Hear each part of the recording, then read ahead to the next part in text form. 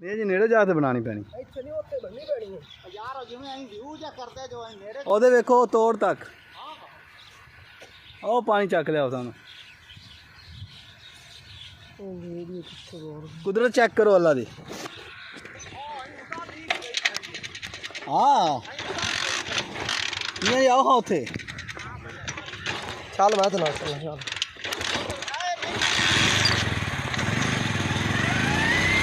ਤੇਜ਼ ਬੜਾ ਉਹਨਾਂ ਨੂੰ ਵੀ ਹੋ ਸਕਦਾ।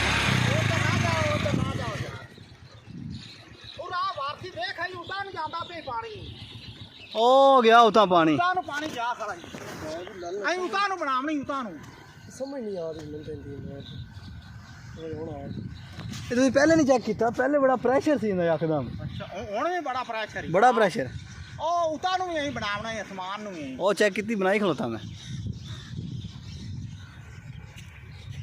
ਮੈਂ ਜੀ ਵੇਲੇ ਕਦੇ ਨਹੀਂ ਹੋਇਆ ਕਸਮ ਨਾਲ। ਇਹ ਦਾਈਆਂ ਦਾ ਤਬਾਹੀ ਲੈ ਗਈ।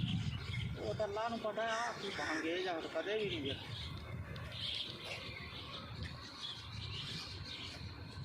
ਕਿਉਂ ਸਹੀ ਸਾਫ਼ ਨਜ਼ਰ ਆਉਂਦਾ ਪਿਆ ਨਾ। ਲੈ ਬੜਾ ਉਹ ਵੇਖੋ ਪਾਣੀ ਉਤਾਂ ਜਾਂਦਾ ਵੇ ਜਿਵੇਂ ਪੈਪ ਲੱਗਾ ਖਲਾ। ਇਹ ਗੱਲ ਆ ਤੇਰੀ ਖਾਰ। ਉਹ ਵੇਖ ਵਾਰਸੀ ਗੌਰ ਨਾਲ ਵੇਖ ਪਾਣੀ ਉਤਾਂ ਜਾਂਦਾ ਨਹੀਂ ਗਿਆ। ਸਿੱਧਾ ਉਤਾਂ ਜਾਂਦਾ ਵੇ ਸਿੱਧਾ ਉਤਾਂ ਜਾਂਦਾ। ਪੈਪ ਲੱਗਿਆ ਖੜਾ ਜਿਵੇਂ ਪੈਪ ਲੱਗਾ ਖਲਾ।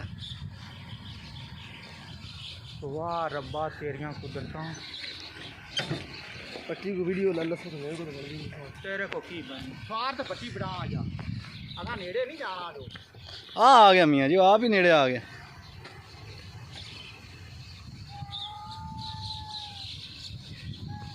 ਇਹ ਬੱਦਲ ਪਾਣੀ ਖਿੱਚਦਾ ਪਿਆ ਯਾਰ ਤੂੰ ਤਾਂ ਬਣਾ ਦੇ ਯਾਰ ਮੈਨੂੰ ਇਹਦੀ ਬਣਦੀ ਨਹੀਂ ਪਈ ਯਾਰ ਇਧਰੋਂ ਲੈ ਲੈ ਮੇਰੇ ਕੋਲ। ਤਾਰਾ ਥੱਲੇ ਸਾਈਡ ਤੇ ਹੋ ਜੋ।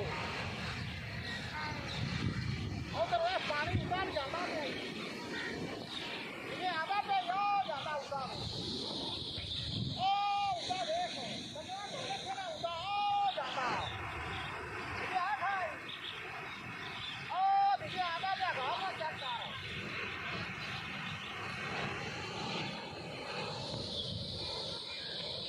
यार वीडियो दे रहे हो